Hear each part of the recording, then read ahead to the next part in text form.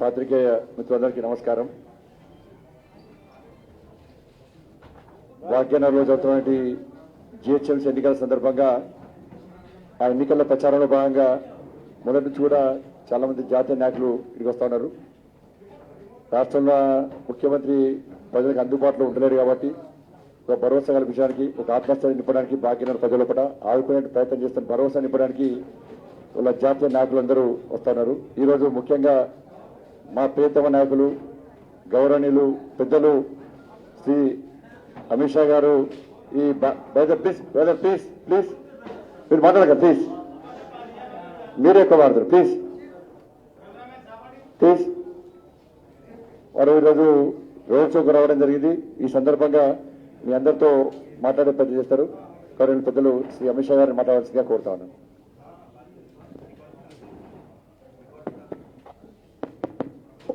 Hello आज की press वार्ता में आप सभी का भारतीय जनता पार्टी की ओर से मैं स्वागत करता हूं। सबसे पहले मैं हैदराबाद शहर की जनता का हृदय से धन्यवाद करना चाहता हूं, क्योंकि आज जिस प्रकार का स्वागत हैदराबाद के रोड पर मैंने देखा है, शायद ही मैंने तेलंगाना में, हैदराबाद में, अन्य हिस्सों में भी इस प्रकार का स्वागत देखा है। जिस गर्मजोशी के साथ हैदराबाद की जनता ने भारतीय जनता पार्टी के नेताओं का स्वागत किया है और अपना समर्थन इस चुनाव में मोदी जी के नेतृत्व पर, हमारे प्रदेश नेतृत्व पर और भारतीय जनता पार्टी के लिए जताया है, इसलिए मैं हैदराबाद की जनता का हृदय से धन्यवाद करना चाहता हूं।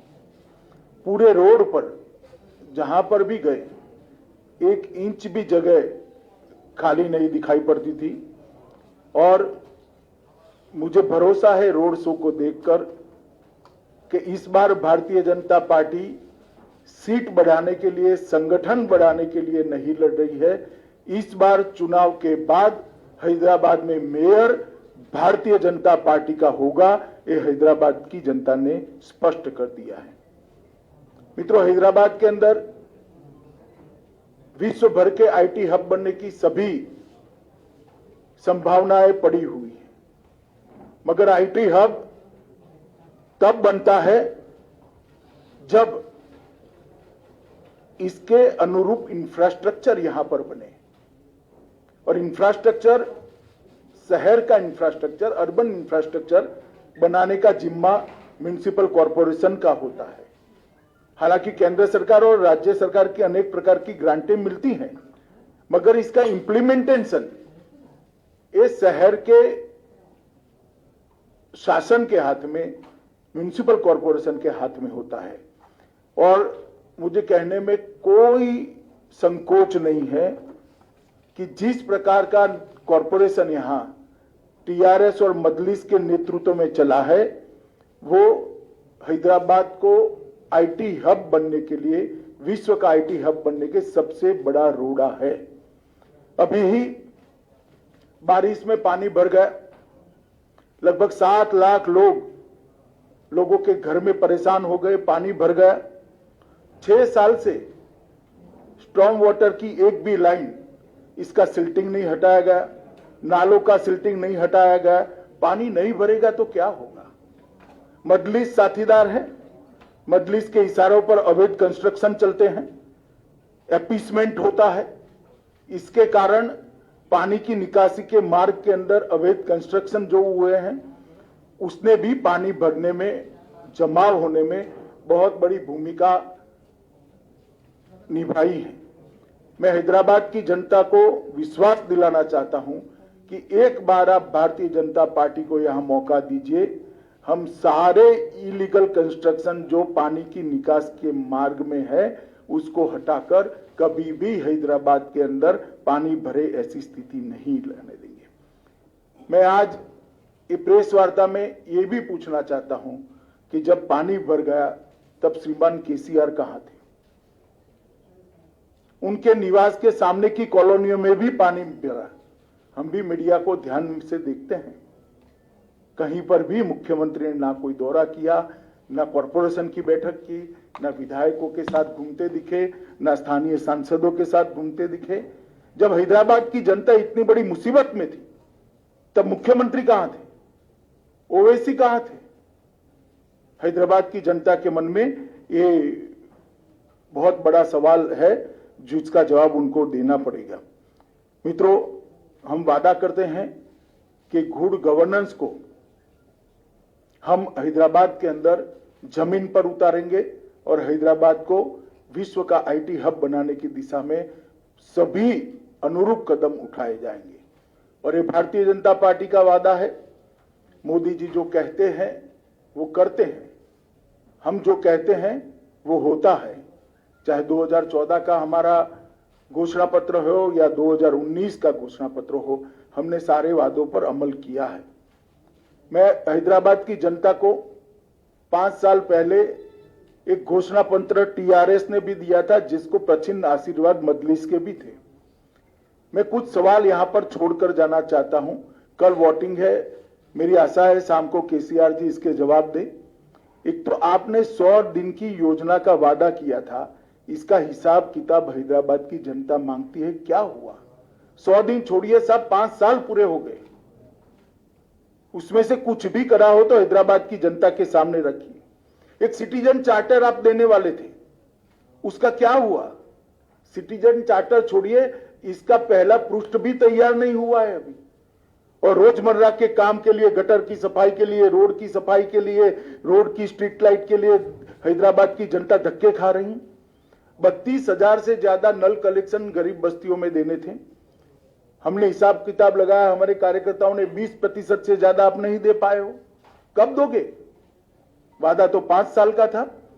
गरीबों के लिए 1 लाख घर बनाने थे, 1100 से ज्यादा नहीं बना पाए, जबकि मोदी जी ने 1,35,000 गरीबों के घर के लिए तेलंगाना को पैसा मुहैया करा है। मगर आप इंप्लीमेंट नहीं कर पाते हो। आपके फार्म हाउस से बाहर निकलकर सचिवालय में आओगे तभी तो शायद कभी इंप्लीमेंटेशन होगा। भूसी नदी के साथ साथ 42 किलोमीटर का 6 लेन रोड बनाना था। मेरा सभी मीडिया वालों को निवेदन है कि आपकी वैन जरा भूसी नदी के किनारे किनारे घुमाकर वो 6 लेन का रोड हैदराबाद की जनता को एक बार दिखा दीजिए जरा। हैदराबाद की जनता श्रीमान आपसे पूछती है कि वादों का क्या हुआ। 15 डंप यार्ड बनाने थे, एक डंप यार्ड का बोर्ड भी तो दिखा दीजिए। कहां गए वो 15 डंप यार्ड? 4 प्रेक्षागृह रविंद्र भारती की तर्ज पर आप बनाने वाले थे, क्या हुआ? 10,000 करोड़ की एक योजना लेकर आए थे आप, कहां गया 10,000 करोड़? कब खर्च किया? म्युनिसिपल कॉर्पोरेशन के बजट का योग भी बना ले तो इतना नहीं होता है। एक हुसैन सागर को स्वच्छ तालाब बनाने का, एक स्वच्छ स्पॉट बनाने का, टूरिस्ट स्पॉट बनाने का वादा किया था। मैं अभी अभी हुसैन सागर के पास से आया हूं, आप हर रोज जाते हैं, मैं इसके बारे में कोई और टिप्पणी नहीं करना चाहता। गांधी और उस्मानिया हॉस्पिटल की तर्ज पर 4 नए अस्पताल बनाने थे, हमें तो दिखाई नहीं दिए। मोदी जी ने एम्स में मेडिकल कॉलेज दिया, मजदूरों की जो अस्पताल है इसमें भी मेडिकल कॉलेज दिया और अस्पतालों को कंप्लीट करने का काम मोदी जी ने किया। अरे साहब, वो तो छोड़िए, आपने कुछ नहीं किया। मोदी जी ने एक आयुष्मान भारत योजना लाए हैं जिसमें हैदराबाद के अर्बन गरीब के लिए 5 लाख रुपए की पूरी हेल्थ का खर्चा भारत सरकार उठाने वाली है। आपने पॉलिटिकल रीजन से मोदी जी हैदराबाद में लोकप्रिय हो जाए इसलिए उसका भी इम्प्लीमेंटेशन नहीं किया और हैदराबाद के गरीब को आपने 5 लाख रुपए के स्वास्थ्य योजना से महरूम रखा है। आज हैदराबाद में कोई भी गरीब बीमार पड़ता है तो उसको 5 लाख रुपए की दवाई नहीं मिलती, ऑपरेशन नहीं करा पाता, अपने बूढ़े माँ बाप का, अपने छोटे बच्चे का इलाज नहीं करा पाता। क्या बिगाड़ा है इन लोगों ने? मोदी जी की पॉपुलैरिटी तो वैसे ही केसीआर साहब होने वाली है। भारतीय जनता पार्टी की सरकार ने हैदराबाद और तेलंगाना के लिए काफी कुछ किया है। हैदराबाद मेट्रो प्रकल्प 16,000 करोड़ की लागत से जिसको 30 किलोमीटर लंबा बनाया, इसका उद्घाटन प्रधानमंत्री जी ने ही किया। प्रतिष्ठित शैक्षणिक संस्थानों की स्वीकृति की 4 बनाए हैं। Biodiversity research centre Hyderabad, centre for innovation for defence excellence Hyderabad, ऐसे 4 बनाए हैं। 40,800 करोड़ की इंफ्रा योजनाओं की घोषणा हम पहले ही कर चुके हैं, जिसमें हैदराबाद बेंगलुरु राजमार्ग, हैदराबाद विजयवाड़ा राजमार्ग, शहरी क्षेत्र के विकास के लिए अमृत मिशन लाया। ग्रेटर हैदराबाद नगर निगम में 3.30 करोड़ मूल्य के 2 पार्क विकसित किए गए। जीएचएमसी की लिए क्रेडिट रेटिंग की पूरी करने के लिए हमने इनिशिएटिव लिया। सबसे बड़ी बात हैदराबाद शहर के गरीबों के लिए है। अभी अभी कोरोना काल के बाद Modi ji PM street vendor योजना लेकर आए।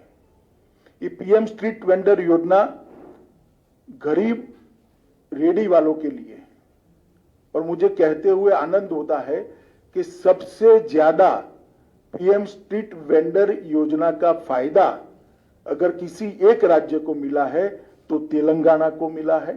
3 लाख लोगों को पीएम स्ट्रीट वेंडर योजना के तहत लोन देने का काम किया गया और सबसे ज्यादा किसी बड़े शहर में दिया गया है तो हैदराबाद को दिया गया है। 30,000 से ज्यादा पीएम स्ट्रीट वेंडर के लोन दिए गए। लगभग और 72 किलोमीटर लंबी रेल परियोजना मेट्रो की लागू हो रही है।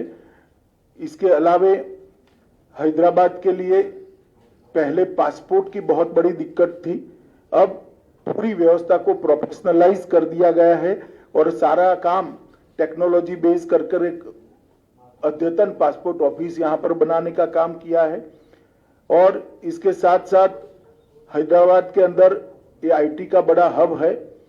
देश भर के युवाओं के लिए मोदी जी ने ढेर सारे योजनाएं और ढेर सारे प्लेटफॉर्म उपलब्ध कराए हैं। इसका परिणाम है कि दुनिया भर में आर्थिक संकट है मगर एफडीआई इनफ्लो सबसे ज्यादा भारत में है। एफआईआई इनफ्लो भी नवंबर में रिकॉर्ड जगह पे पहुंचा है। आईटी सेक्टर का इन्वेस्टमेंट जो हो रहा है इसका सबसे बड़ा फायदा हैदराबाद को हो रहा है। हमने देखा है कि हैदराबाद में भारत की योजना और प्रधानमंत्री जी के सबसे संपर्क से कई बड़ी बड़ी कंपनियां आकर्षित होकर यहां पर अपना इन्वेस्टमेंट किया है और मेक इन इंडिया की चमक भी हैदराबाद के अंदर बढ़ी है। मोदी जी ने एक बहुत बड़ा रिफॉर्म किया है। अब न केवल वर्क फ्रॉम होम, इसकी जगह वर्क फ्रॉम एनीवेयर के लिए रास्ता खुला है और इसका सबसे बड़ा फायदा हैदराबाद के युवाओं को होने वाला है, जो आईटी प्रोफेशनल है उनको होने वाला है। ये मिनी भारत है। भारत भर के युवा यहां आते हैं, इनको वर्क फॉर होम की साथ साथ वर्क फ्रॉम एनीवेयर, ये योजना का सबसे बड़ा फायदा अगर किसी एक शहर के युवाओं को होना है तो वो हैदराबाद को होना है। स्टार्टअप के लिए भी बहुत ध्यान दिया गया है। ढेर सारी प्रायोरिटी में डिटेल में जाना नहीं चाहता, मगर स्टार्टअप को मोदी जी ने खुद एक थ्रस्ट देकर एक नए उद्यमियों के लिए एक बहुत बड़ा प्लेटफॉर्म तैयार किया है। इसका भी सबसे बड़ा फायदा हैदराबाद को होने वाला है। स्टार्टअप्स के लिए व्यापार में आसानी हो, इसके लिए एक नया बिजनेस फ्रेंडली इकोसिस्टम तैयार कर बहुत तेजी से इस पर आगे बढ़े। ईज ऑफ डूइंग बिजनेस के अंदर भारत ने ग्लोबल रैंकिंग में बहुत बड़ी जंप लगाई है और इसके साथ साथ इनोवेशन इंडेक्स में भी हमारी रैंकिंग बहुत बेहतर हुई है। मित्रों, ये सबके कारण हैदराबाद जो मिनी भारत है, मिनी इंडिया है, इसके युवा प्रोफेशनल्स को बहुत, उनके लिए एक क्षितिज बहुत बड़ी खुली है और इसका फायदा हो रहा है। मित्रों, मैं अंत में इतना ही कहना चाहता हूं कि मेरे साथ हमारे प्रदेश का नेतृत्व बैठा है। मैं आपको हैदराबाद की जनता को भरोसा दिलाना चाहता हूं कि हम हैदराबाद को नवाब निजाम कल्चर से मुक्त होकर एक मिनी इंडिया बने ऐसा शहर बनाने की दिशा में आगे बढ़ेंगे। निजाम कल्चर को त्याग कर एक आधुनिक शहर बने, इस प्रकार का हम हैदराबाद को बनाएंगे। यहां किसी का अपीसमेंट नहीं होगा, किसी के साथ अन्याय भी नहीं होगा। इस प्रकार की नई कार्य संस्कृति का विकास हम यहां पर करेंगे। हम डायनेस्टी से डेमोक्रेसी की ओर जाना चाहते हैं। चाहे ओवैसी साहब की पार्टी हो, चाहे टीआरएस की पार्टी हो, हमें तो बहुत सवाल करती हैं, मगर मैं पूछना चाहता हूं कि इतने बड़े तेलंगाना में आपके परिवार के अलावे आपको कोई नहीं मिलता है जी? आपके बाद आपका परिवार ही क्यों आता रहता है और किसी में टैलेंट ही नहीं है? हम डायनेस्टी से डेमोक्रेसी की ओर देश के लोकतंत्र को ले जाना चाहते हैं, हैदराबाद और तेलंगाना को ले जाना, भ्रष्टाचार से पारदर्शिता की ओर ले जाना चाहते हैं। भ्रष्टाचार सारी सीमाएं लांघ गया। अपने अपने रहन सहन को देख लीजिए तो आपको मालूम पड़ेगा कि किस प्रकार का भ्रष्टाचार तेलंगाना की जनता ने सहन किया है। तुष्टीकरण से हम सम विकास की ओर जाना चाहते हैं। किसी का अपीसमेंट नहीं करेंगे, सबको बरोबर मौके मिलेंगे और हैदराबाद की जनता का बहुत बड़ा हिस्सा जो अपमानित महसूस करता है अपने आप को, उनको हम भरोसा दिलाना चाहता है किसी की भी हिम्मत नहीं होगी आपको दोयम दर्जे के नागरिक बताने की। इस प्रकार का सम विकास का हम वातावरण करें। बाढ़ से डूबे शहर को बाढ़ मुक्त शहर बनाना चाहते हैं। और मैं एक सवाल फिर से श्रीमान चंद्रशेखर राव जी से पूछना चाहता हूं, ये मजलिस के साथ आप जो समझौता करते हो, इसमें हमें कोई आपत्ति नहीं है, कोई आपत्ति नहीं। कर सकता है, लोकतंत्र में कोई भी व्यक्ति किसी के साथ भी जाता है, मगर गुप्त समझौता क्यों करते हो? इतनी हिम्मत क्यों नहीं है कि मजलिस के साथ खुलेआम सीट शेयरिंग कर लड़े? एक कमरे के अंदर इलू इलू कर आप सीटें बांटते हो। सार्वजनिक रूप से हैदराबाद की जनता के सामने अभी भी प्रचार में 1 घंटा बाकी, कह दीजिए कि हां हमारा मजलिस के साथ समझौता है। क्यों हिम्मत नहीं है आपकी? इसका जवाब केसीआर और मजलिस दोनों ने होना चाहिए। और मित्रों, मैं मानता हूं कि आज सरदार पटेल के कारण ही ये हमारा तेलंगाना, यहां से लेकर मराठावाड़ा तक और हैदराबाद भारत के साथ जुड़ा हुआ है। जिन्होंने उस वक्त पाकिस्तान में जाने की मुहिम चलाई थी, वो सभी संस्कृति से, ये निजाम संस्कृति से हम मुक्त कर एक विकसित शहर हैदराबाद को देना चाहते हैं। इसलिए मेरी हैदराबाद की जनता से करबद्ध निवेदन है कि एक मौका भारतीय जनता पार्टी को दीजिए। हम हैदराबाद को विश्व का आईटी हब बनने के लिए पूरे इंफ्रास्ट्रक्चर की तैयारी करेंगे और मोदी जी का आशीर्वाद है ही है, तो हैदराबाद अपने आप आईटी हब बनेगा, इसको मुझे भरोसा है। मेरी बात समाप्त हुई। आप एक एक कर सवाल पूछ सकते हैं। यहां से कोई जो नाम बोलेंगे उसको करेंगे। जल्दबाजी मत करिए, सब सवालों के मैं जवाब दूंगा।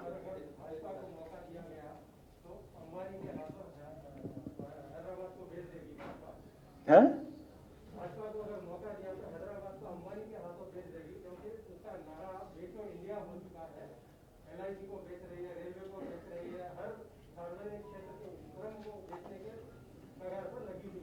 चलिए साहब, ये सबको इसका जवाब मालूम है। भारतीय जनता पार्टी कोई एक म्युनिसिपल कॉरपोरेशन में सत्ता में आने वाली पार्टी नहीं है। हमारा इस देश के 17 से ज्यादा राज्यों में शासन है, केंद्र में कई बार हम शासन में रहे हैं। हमें देश की जनता जानती है और बार बार वोट भी देती है। जो ये आरोप लगाते हैं, उन्होंने आत्मचिंतन करना चाहिए कि उन्होंने क्या करा है। सर, ओवैसी ने कहा है कि अगर यहाँ पर इलीगल रोहिंग्या पाकिस्तानी या बांग्लादेशी रहते हैं तो होम मिनिस्टर अमित शाह क्या कर रहे हैं, कार्रवाई क्यों नहीं करते? भाई मैं जब कार्रवाई करता हूं तब तो हाय तौबा करते हैं पार्लियामेंट में, देखा नहीं है आपने कितनी बड़ी आवाज में रोते हैं।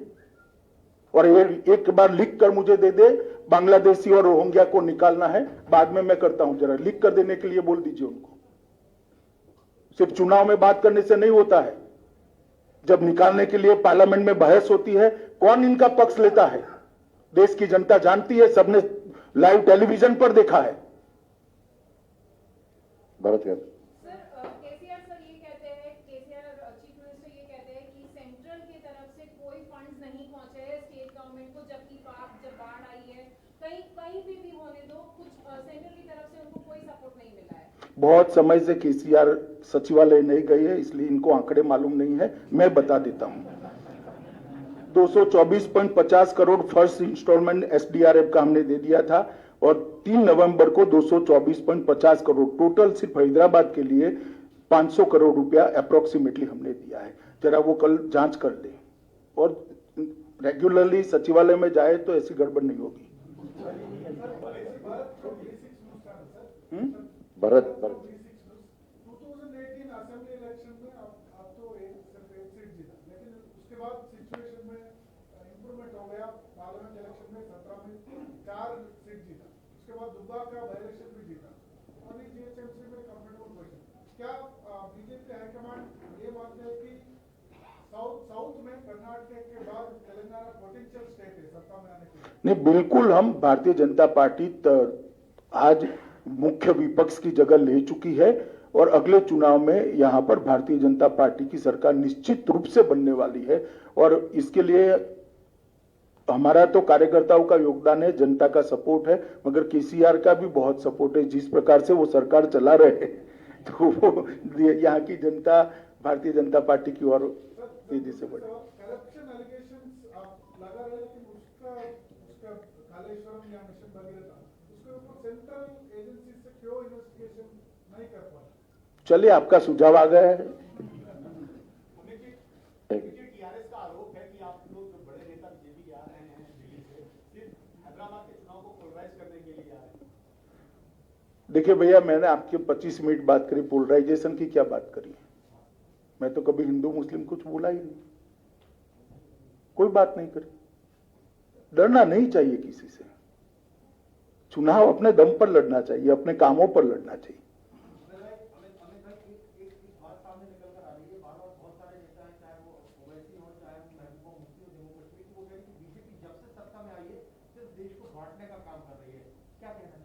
देश तो भैया 1947 में बटा था, उसके बाद बटा ही नहीं है।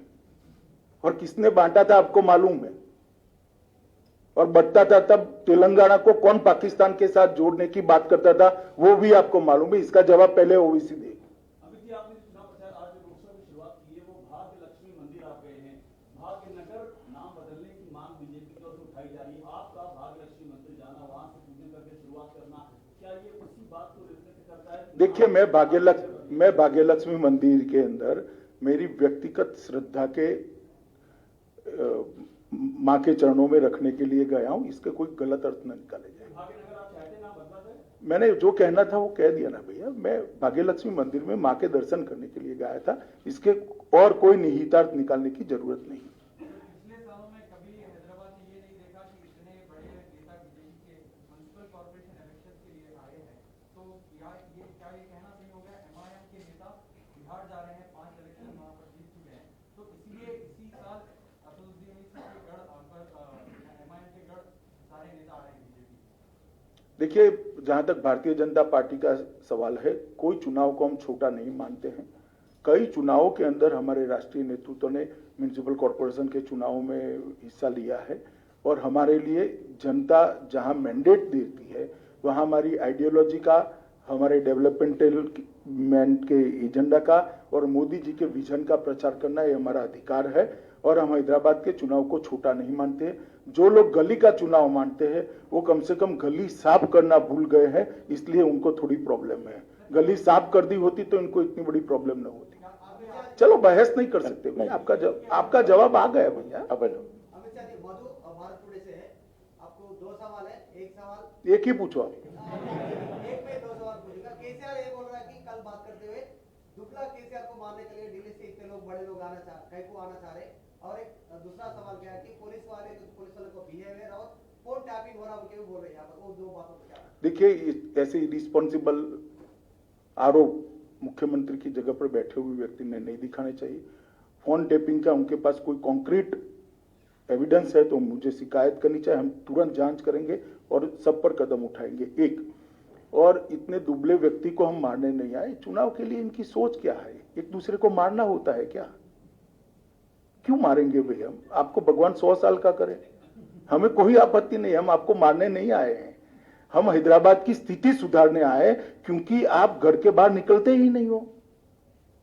सर, केसीआर ने ये भी कहा था कल उनके पब्लिक मीटिंग में कि कुछ जुडिशियल फोर्सेस हैदराबाद में आ रहे हैं, एंटर हो रहे हैं और हैवॉक क्रिएट। वो ओवैसी जी के लिए क्या है?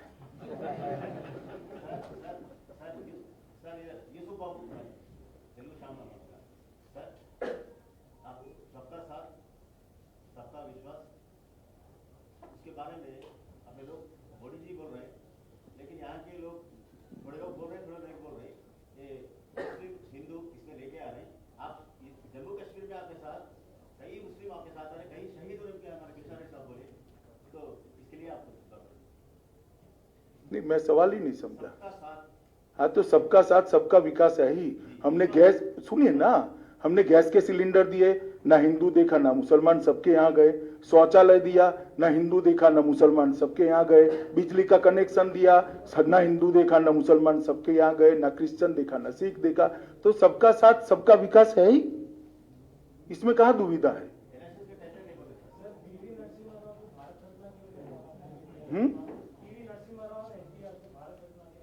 चले, ऐसे मामले यहाँ नहीं चर्चा होती हुई है। क्या आप हैदराबाद की जनता को ये आश्वासन दे सकते हैं कि अगर बीजेपी जीएचएमसी में आती है तो मोदी जी के तमाम स्कीम जो है वो इम्प्लीमेंट होंगे हैदराबाद के अंदर? 100% स्कीमें इंप्लीमेंट होगी और जो करप्शन बंद हो जाएगा, इससे म्युनिसिपल कॉर्पोरेशन का बजट भी काफी बढ़ जाएगा काम करने के लिए। अरे यार, बाकी लोग नेक्स्ट छोड़ो छोड़ो, बाकी लोगों को ऐसे नहीं होता, ऐसा नहीं होता।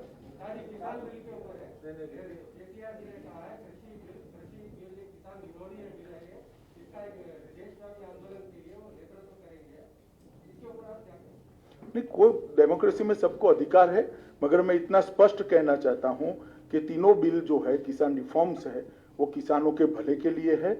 और बहुत समय के बाद किसान एक जकड़ी हुई व्यवस्था से बाहर आने वाला है।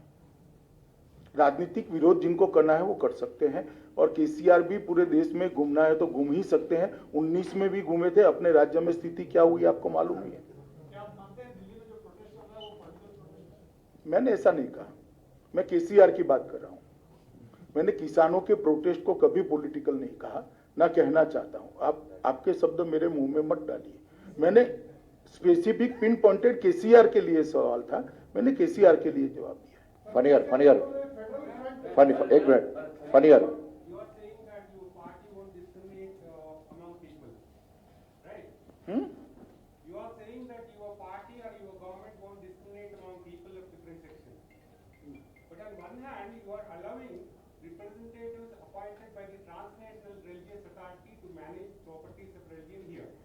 On the other hand, you have taken over the property, 50 properties of 52 temples in Uttarakhand and made chief minister as the board chairman. Don't you think it's a discrimination? नहीं, ऐसा नहीं है। ये सार्वजनिक ट्रस्ट बना है उत्तराखंड सरकार ने, और इसमें अंत में तो थोड़ा स्टेबल होने के बाद जनता के प्रतिनिधि ही आने वाले हैं। हाँ, पूछिए। One thing, according to one law, one personal law, the rights of women in the properties of husband are denied.